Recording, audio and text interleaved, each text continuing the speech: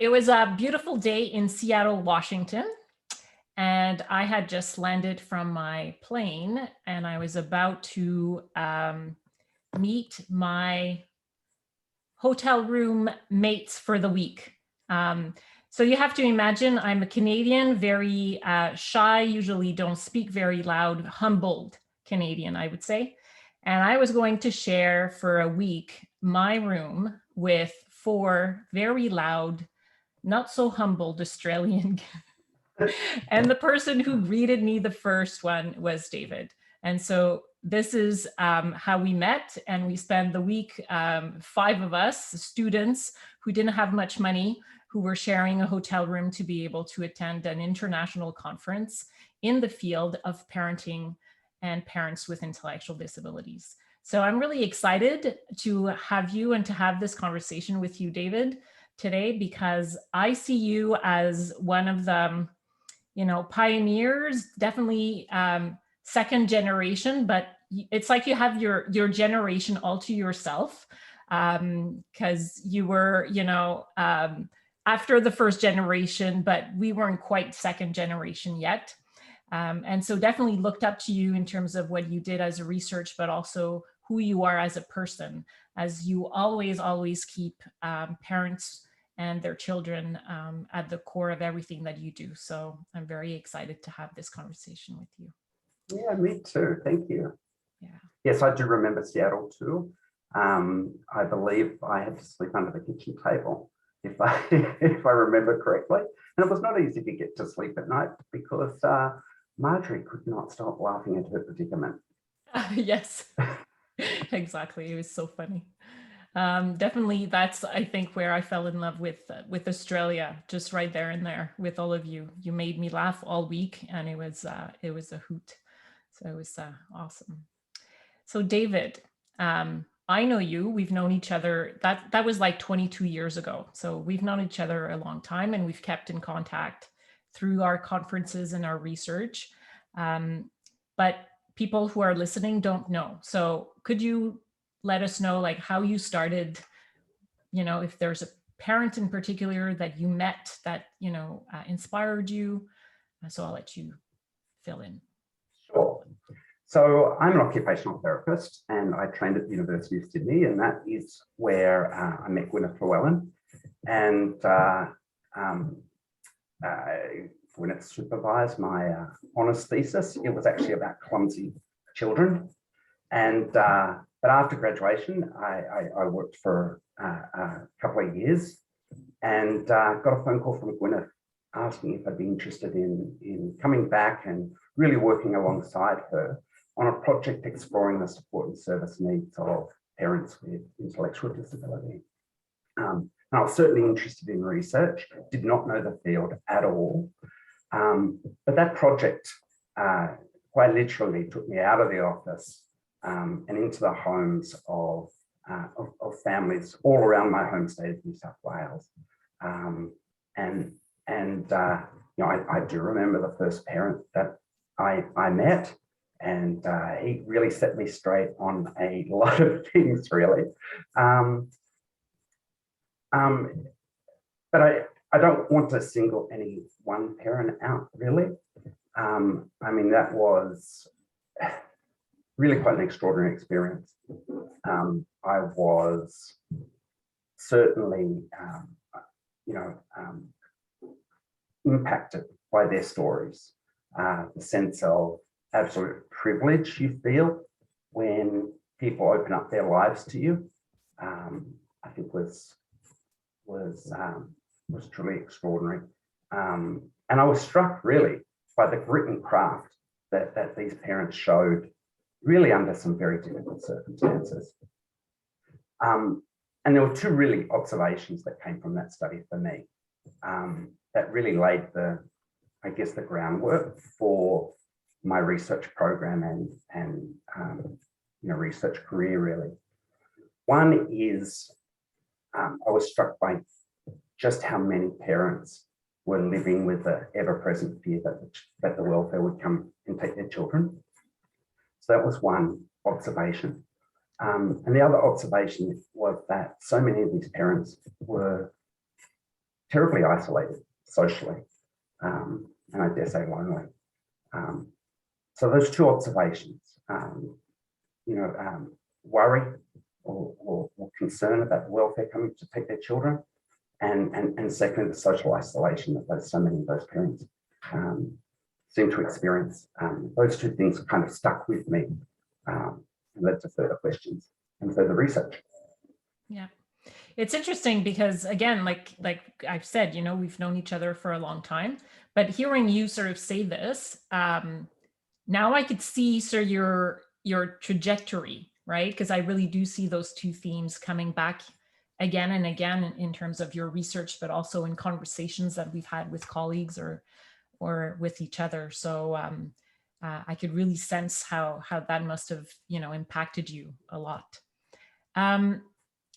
Do you remember when because I remember when I started my thesis and I would talk about it with like people around me, and I would say, oh, I'm doing this research on parents with intellectual disabilities. The first reaction was often sort of, oh, what?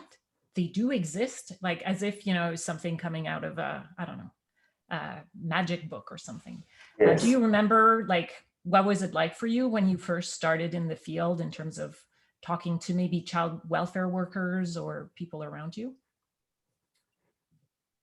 I remember in the early days showing up at conferences to share findings from our research, and there being one or two people in the room, and one of those people had made the mistake of going to the wrong room. Right? There was not much curiosity, because I don't think there was any great awareness that adults with intellectual disability form relationships, had kids. There just wasn't that kind of level of awareness. But what I can also say is, in, I don't know, is that 25, 30 years of research in the field? My mother still doesn't believe that there are parents with intellectual disability, or that they can thrive with appropriate supports. So, expectations can be a tremendous barrier, I think, to engaging people in conversation in this area. Yeah. And it's interesting that you talk about your mother, because my mother, I introduced her to some of the clients I worked with. So she met them, but every time she would come back and sort of say, oh, but she doesn't have an intellectual disability. And I was like, yeah, I'm pretty sure she does. And she was like, couldn't believe it. Well, no, she's so capable. She can do all these things. What do you mean? And so it's interesting, how the perception or the, biases that we have, and we all have them, can really lead to a conception or conceptualization of something that's foreign to us, and how that can impact and affect everything we do, even in terms of understanding somebody else's story. Yes. So that's very funny. Yes. So we'll move into sort of some of the research that you've done, and as part of the preparation, I had asked you to identify 3 sort of article or research that really to you were key in your career or in your journey. We don't need to specifically talk about all 3 separately, because I think they all tie into one to another, to the themes that you also mentioned earlier. But I will share a little secret. The first one, which is the disability and decision making in Australian care proceeding, that was published in 2002. So, we're talking 20 years ago.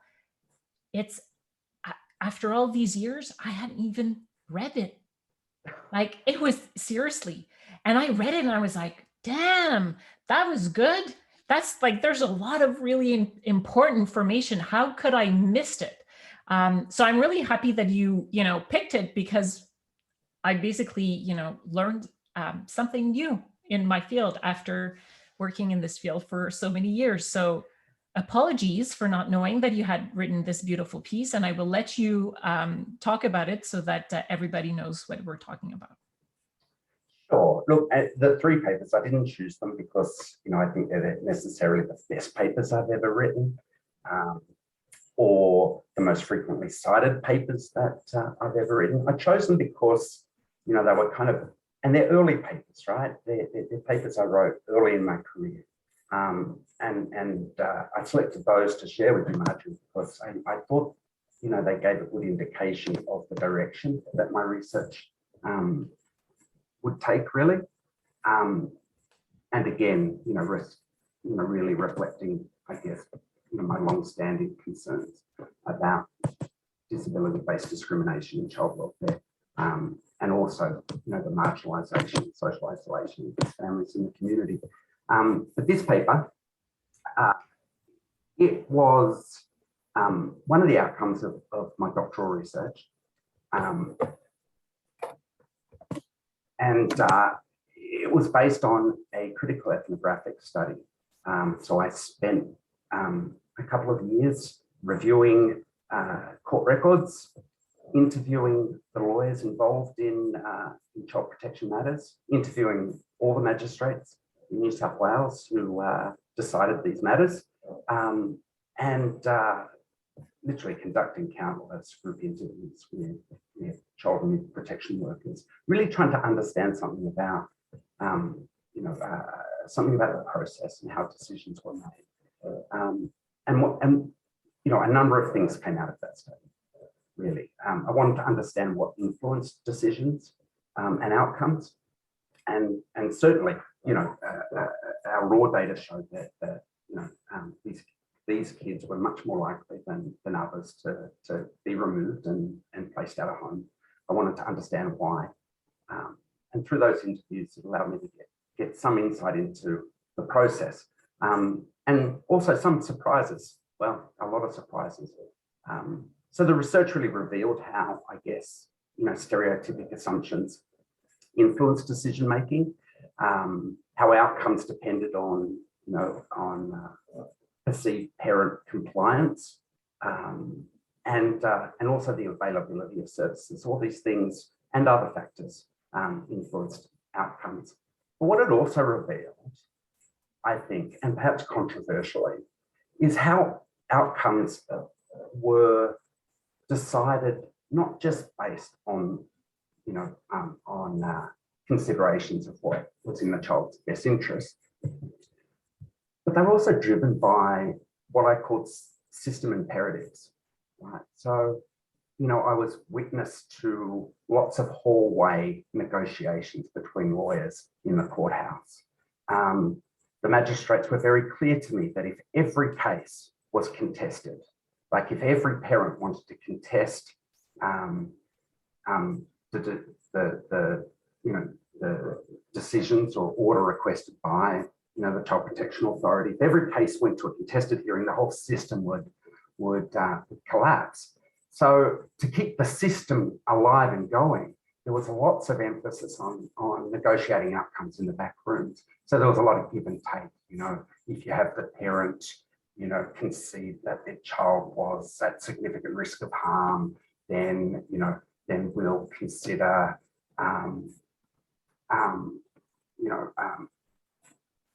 providing more contact once the order is made, or something like that. So there was kind of a trade-off sort of happening in the back room, which I think would surprise many people. But yeah, certainly offered some insight. So this paper really kind of documents the findings of that study. That study had both a quantitative dimension, right, looking at prevalence and outcomes, but it also had, an in-depth qualitative kind of ethnographic dimension of exploring in context, in the courthouse, in child protection agencies, in the hallways, how decisions were made and what influenced those decisions.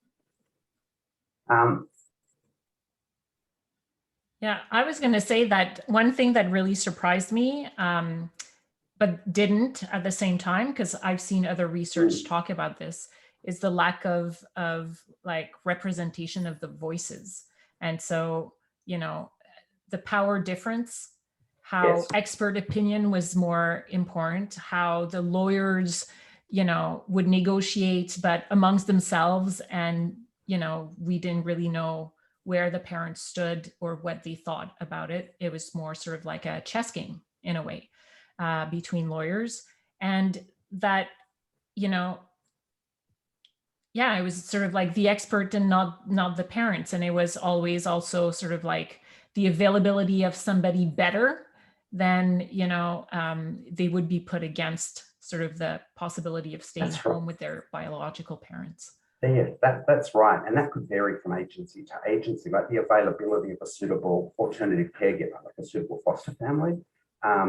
You know, those resources available to child protection authorities varied from area to area or district to district. And so whether if a child was restored home or not, partly reflected the you know, availability of out-of-home care resources as well. Yeah. All right. So the other two articles that you brought forward, one talked about sort of the adverse outcome in pregnancy and birth outcome, which I think is also sort of a very important aspect of the research and information in terms of when even we work with these families. And then the other one on social support. So I would let you sort of talk about those two. Sure. So I selected the paper on pregnancy on pregnancy and birth outcomes for a reason. After that initial supported service needs study, which was back in the early 90s, we followed that up with a trial of a home program called Healthy and Safe, a home-based learning program for parents. So this is in the early days when, you know, the question was, you know, how can we effectively support and teach parenting skills, you know, when parents have, you know, a need to learn those skills. And in the context of trialing Healthy and Safe, we gathered a lot of data, including data on children and their development. And in analysing that data, I noticed that those kids who, you know, were, I guess, demonstrating some delay in one or more areas of development, those kids also tended to have you know, let's say a challenging pregnancy, birth, early years history. Many had been born with low birth weight and preterm. You know, which got me wondering for a couple of reasons. One is that I was observing in the courts at the time and in the context of child protection cases, that developmental delay was often used as kind of prima facie evidence of neglect. So I got to thinking, is this developmental delay that's being attributed to neglect, could it actually have as much or more to do with what was happening before birth or early on? So we followed that study up with kind of investigation of pregnancy and birth outcomes. It was situated in southwest Sydney. We literally screened pregnant mums as they were coming in for antenatal care, and over several months, I think there were 900 mums that we screened. And sure enough, that study found that difficulties during pregnancy were more prevalent, that these kids were substantially more likely to be born preterm or low birth weight. And of course, there have been several more robust studies, I'd have to say, several more robust studies conducted in, certainly beginning in Sweden, but more recently in Canada, and the US, which has kind of confirmed those early findings. The results are entirely consistent, confirmed and extended those findings. So I wanted to tell that story about how one, because I think it's a nice illustration how findings from one study lead to, more questions, which then, lead to further research and so on. So that's And why I'm glad that you mentioned like the early, but not earlier, but the more recent studies, because that was definitely one of my sort of observation when I saw that you chose this one. And it's sort of, the first one who talked about this issue, but yet, even though you had 57, I think, moms, that had an intellectual disabilities in that one, whatever you found is now found in population-based data sets, where, we're talking about hundreds of moms with intellectual disabilities. So it's quite impressive to sort of see the evolution of research. Yeah. Yes. And I think we still have a long way to go in terms of understanding or explaining really poor pregnancy and birth outcomes. We know it is in one way or another. We don't understand the causal pathways, but I think we understand that it is an effect of social exclusion, of marginalization. But understanding the pathways, that's certainly is a need for further research to help us understand how we can better support women during pregnancy, really. Yeah. So the third paper I shared with Marjorie was a study, I think it was titled Strengthening the Social Relationships of Mothers with Learning Difficulties. It was a study that was embedded within Australia's Healthy Start strategy, which was world first national strategy to build systems capacity to support these parents and their kids, to promote a healthy start to life for these kids. So the focus was on systems. But as part of this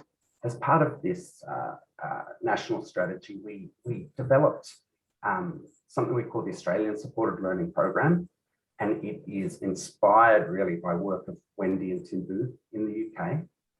But we developed this program that really utilizes principles and processes of participatory action research to bring mums together in small groups to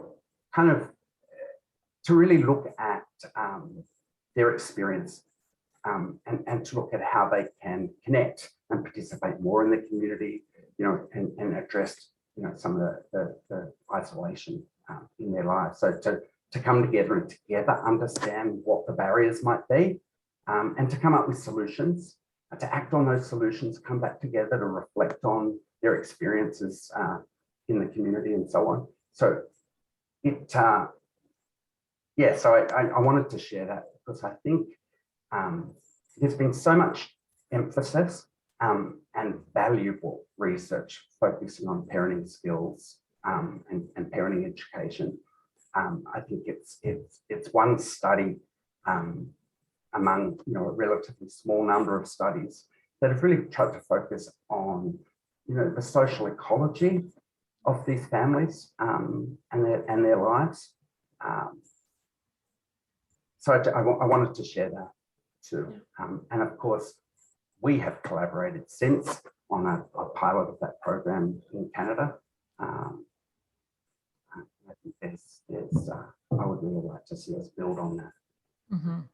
Well, actually, that was one of the questions that I was going to ask you, because your research showed that, and since then we have many evidence that shows how isolated these parents are most of the time, and how sometimes part of the adversities, or definitely the buffer that the social support can often give, is not there. So the stress level and the anxiety and finding resources makes it, it's harder for them because they don't have that support. And so, yeah.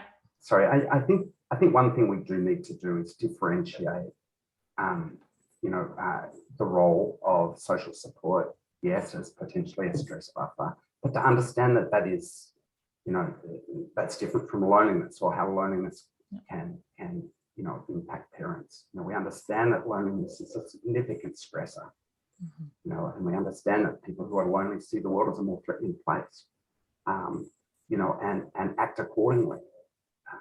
So our social relationships matter, you know, and of course, you know, we learn through our interactions and relationships with others. So being isolated is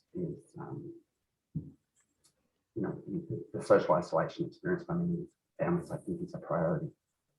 And I think it's a good point that you bring up, because you could have a lot of people around you and still feel very lonely and very alone in whatever. And so, you know, connection with human beings and the sense of belonging is something that's very important and sometimes forgotten because not seen as a priority, when maybe that could make a whole lot of a difference for sure. In terms of like the program, because I'm sure, you know, people who are listening, some are targeted at intervening or working with. Yes. What's happening with the SLP, the supported learning program? That's a really good question, Marjorie, and I wish I had the answer to that. I know that some of the agencies who were involved in implementing, involved in the trial here in Canada, continuing with it. But, you know, I think the question is, you know, well, I don't know. I don't know what's going to happen with this. I don't see it as the answer. I see it as something that could, you know, a program that could give agencies a kind of a foot on the ladder, or something to start with, really. And I think a really important aspect of this program is I do think it shifts attention in an important way. It shifts attention away from, well, it broadens people's view from a very narrow focus on the parent and the skills that they might have or not have, rather, to a broadened understanding of parents, children, and families in a social context. So, you know, I want to see programs taking the SLP up and utilising it, and potentially being creative. You know, hopefully being creative and building on it. So it's just a start. I think it's a tool in the toolbox. And depending on like the needs that you see and the clients you serve. You also, in talking about this program, you also mentioned Tim and Wendy Booth. So you and I both know who they are. Yes. I've never met them, but you have spent, yes. And that is something that, you know, I always wish I had, but I didn't have the pleasure. Could you tell us who they are and, you know, the time that you spend with them in UK? Sure. So Tim and Wendy Booth invited me to the University of Sheffield as a visiting scholar, and for us to work together and to kind of replicate and extend some of the work we've done in the courts and the child protection system in New South Wales. So we spent, I think it was 6-7 months together, I mean, that was an incredibly, you know, productive time together. It really was. Tim and Wendy Booth were among the pioneers of research in this field, and I think, you know, their work, their book "Parenting Under Pressure" and the later book "Growing Up with Parents with Learning Difficulties," I think they're two of the seminal works in this field, I would argue. Firstly, they write beautifully, and you know, I aspire to write as really and engaging as they write, really. Their primary contribution, I think, is in, I guess, challenging the clinical gaze that really dominated the field. You know, the questions at that time, so we're going back to the 80s, early 90s, the questions at that time were, could these parents be competent or be, through training, be made to be competent, right, in their parenting? And of course, that work was really important in showing that, well, actually, you know, we can't really generalize much. We can't, you know, we can't predict, you know, a parent's skills based on, you know, the label. That work was really important. But where Tim and Wendy came along is challenging that clinical gaze and saying, you know, we want to listen to and understand the lived experiences and perspectives of parents with intellectual disability themselves. Now, there were others who in the field who were, you know, who were beginning to do that, but I think Tim and Wendy, you know, most compellingly challenged that clinical gaze, really enabled us to listen to parents, their stories, to understand their stories in a larger historical and social context. So I think they were critical in you know, really supporting a contextual rather than a, you know, pathology-based or deficiency-based perspective. So they challenged the clinical gaze. They challenged that individual deficiency orientation that was dominant at the time, and I would suggest is still dominant. And I think, and maybe I'm jumping the gun here, Marjorie, but I think one article that most of their work, Tim took the lead on as first author, while Wendy did most of the field work. This paper, Wendy was first author, and it's an article called Accentuate the Positive, and it was published in 1993. I think everybody should read it. I think all professionals working in child and youth protection should read it, because it contrasts two ways of reading the same situation. So the article's based around Molly Austin's story, a mum with intellectual disability, and Wendy and Tim kind of apply that, you know, clinical gaze, that individual deficiency perspective to the case, and highlight what I think for many of us might be kind of familiar, you know, tropes. And then they contrast that with what we might say is a strengths-based perspective. And I think it's powerful in revealing how the epistemic frame, right, the lens that we bring to any case can really determine what it is that we see, the possibilities that might be, you know, what's possible in any situation. And I think when I read that paper, it was the first time I'd really deeply contemplated how, you know, the lens or frame that I brought to a case could so impact, you know, what it is that I perceived.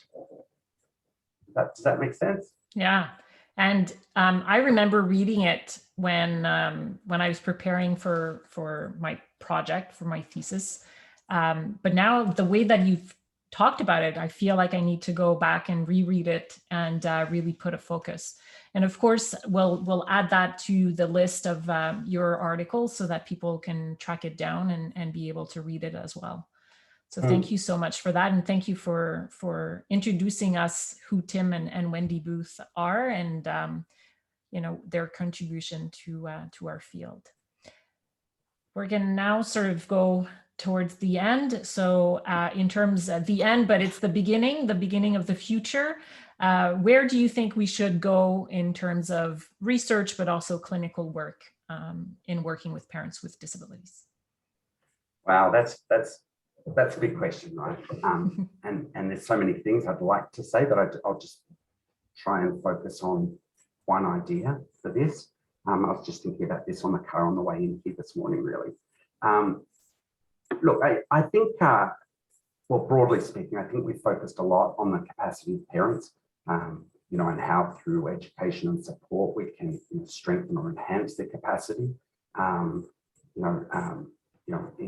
the parenting role, we've focused a lot on that, and not enough on how we address deficiencies within the health and social care system.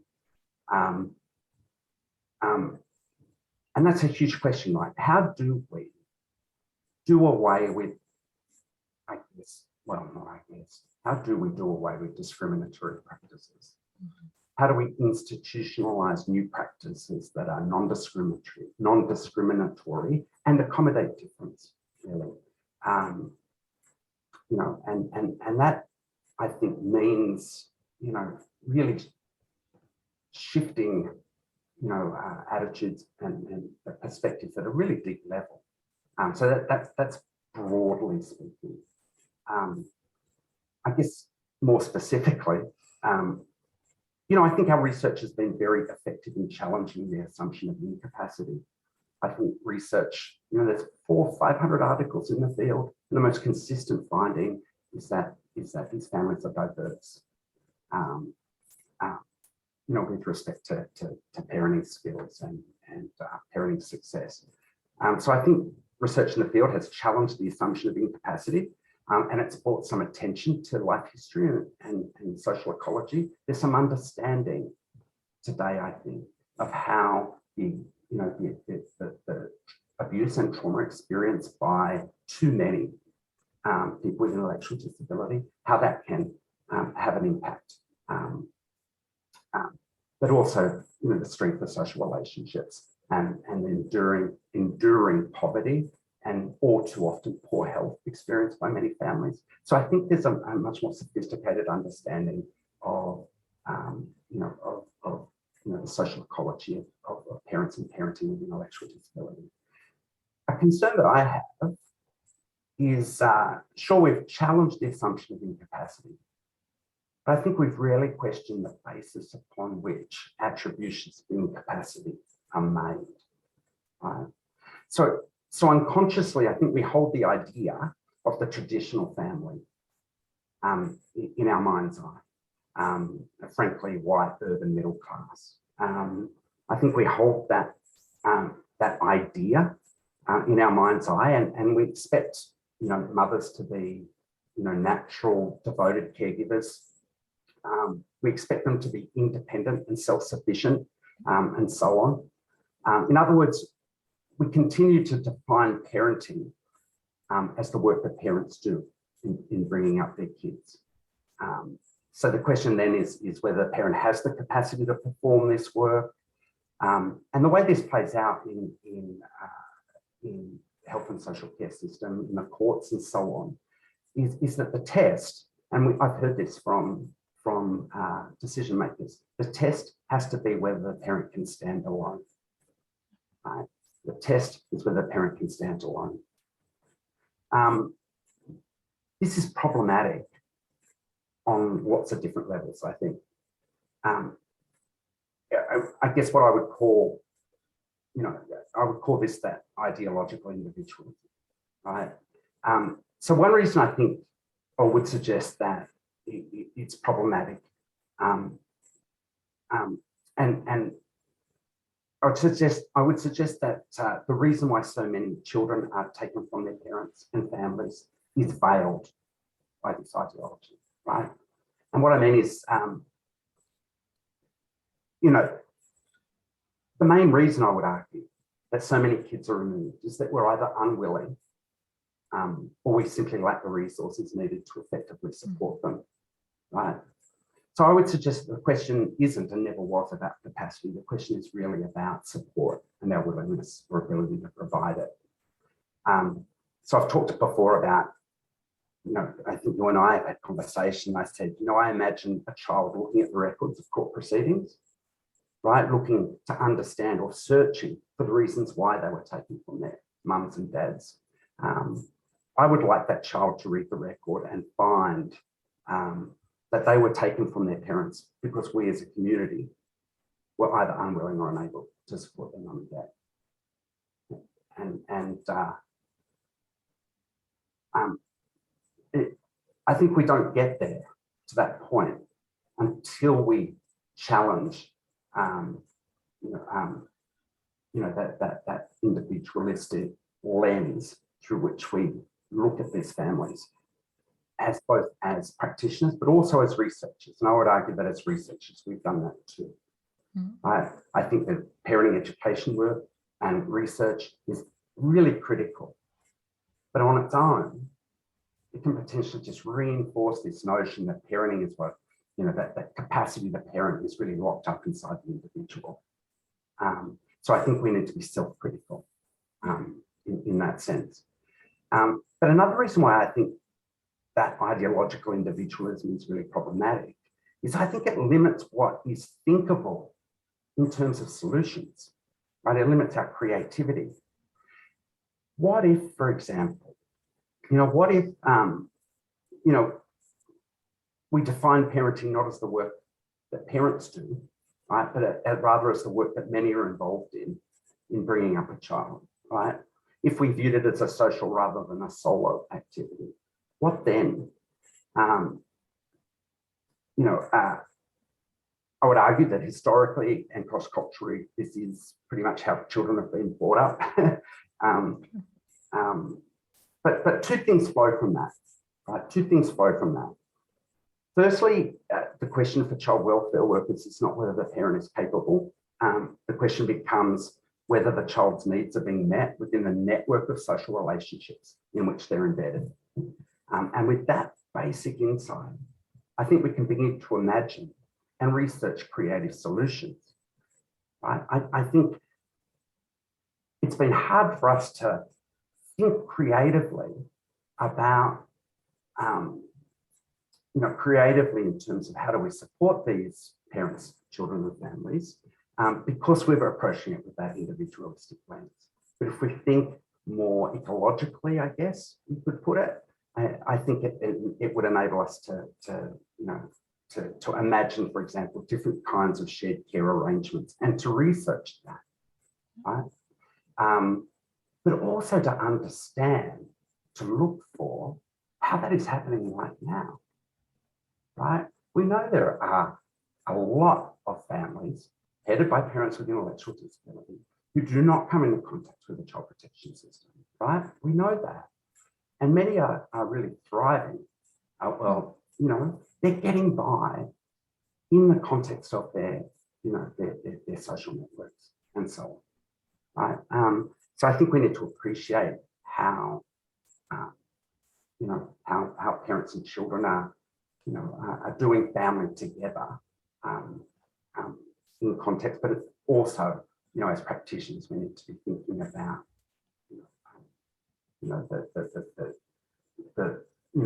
the often rich, thick tapestry of relationships that surround these kids. So to varying extents, I think, most kids are brought up under shared care arrangements. So it's really important to emphasize that, that when we talk about a need for shared care, we're not identifying a lack of capacity, right?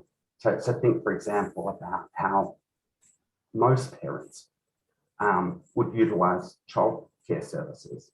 This is a shared care arrangement. It's just not viewed as such, right? We also see that double standard played out in the courts, just to go back to a central theme, right? Where if a parent with intellectual disabilities child is, if that child's in daycare, the question is sometimes raised about, well, who's caring for this child? But that same question would never be asked of the lawyer, whose child is in daycare, right? So that double standard plays out. But it's coming to appreciate that interdependence is the norm. And what are the implications of that?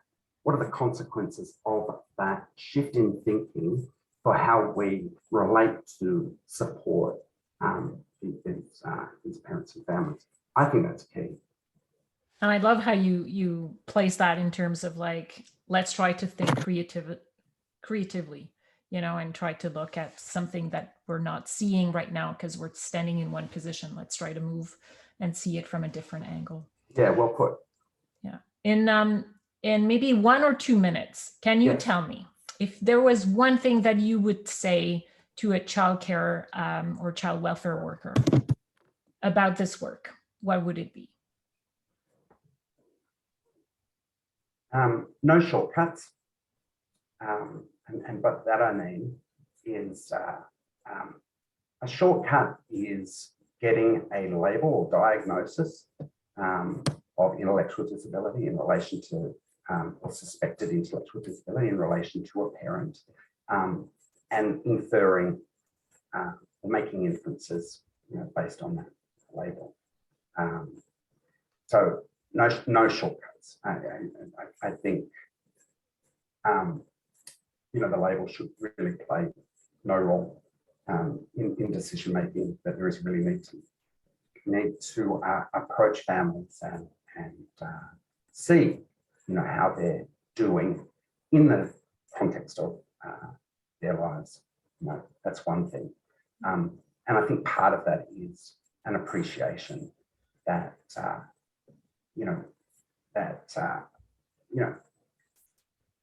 a recognition of the need to address some of the environmental adversity that impacts on these families, right? Sometimes I suspect workers may interpret poverty as, evidence of incapacity, as opposed to a factor that could potentially underlie or be a root cause of difficulties that a family may be experiencing. So yes, no shortcuts is I think a central message. Was there something else? Sorry. I think that's the key. I don't want to complicate it. Yeah, it's funny because when you were talking about labels, it made me think of your article with Strike and with Robert. Yes. And so when it was like labels are for jars or something that I retained, that's how I retained it anyway. So yes, I recommended accentuate the positive as something that it's really accessible, but potentially transformative too, for workers who may not have read it before. That's one, and I guess another one that I would recommend is look at me, listen to me. I have something important to say. It's an article that was first authored by Robert Strike, who is a father with intellectual disability. And Robert, I think, very powerfully kind of lays out some principles that ought to inform, our interactions with parents with intellectual disability. Yeah. So thank you so much, David, for all of this. I think you certainly took me on a voyage, on a journey, and you brought some really interesting points in terms of having, that different lens or that different, director's cut in terms of like looking at the situation differently from different points of view. So I thank you so much. And I didn't get the opportunity, Marjorie, to share my recollection of Marjorie's visit to Sydney, Australia. You spent several months with us as a visiting scholar, and I don't think I ever saw you out of a wetsuit. That's true. I think you got your master dive certificate in Yes. a short few months. Yes, it was very impressive. I was in the ocean all the time, and for people who don't know, I'm paraplegic. I was in a car accident 10 years ago. And that is the one thing that I haven't done since I'm in my wheelchair, because I have this fear that if I do it and it doesn't work the way that I wish I want it to work, that it's going to be my last memory that is sort of like destroyed since my accident. That's just my perception, because that was so powerful for me to be in the ocean and to be in a total different world was just magical. And I don't want to kill the magic, but I know that, scuba diving is done accessibly, so I could do it, but I just want to make sure that it's, possible. So yes, you're right. I was often in the ocean when I was in Sydney. Yeah. Thanks for that. That's a good memory. Lovely to talk with you. Lovely to talk to you.